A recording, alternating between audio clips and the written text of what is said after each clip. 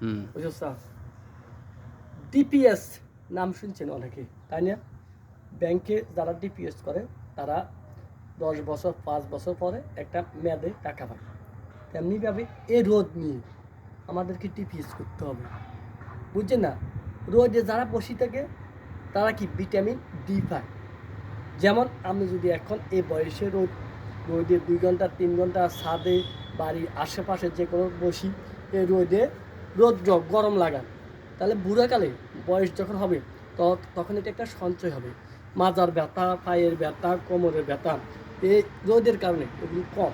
আর যারা রোদের সঞ্চয় করে না তারা দেখবেন ঘর থেকে উঠতে পারে না, মাজা চিনচিনিয়া, পেটে চিনচিনিয়া, হাতে ব্যথা করে।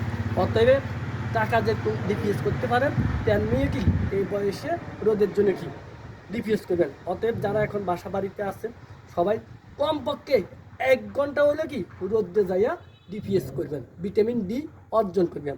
বৃদ্ধ বয়সে তখন আপনার শরীরে আর কোথাও ব্যথা করবে না। ভিডিওটা ভালো লাগলে আপনারা শেয়ার করে দিবেন।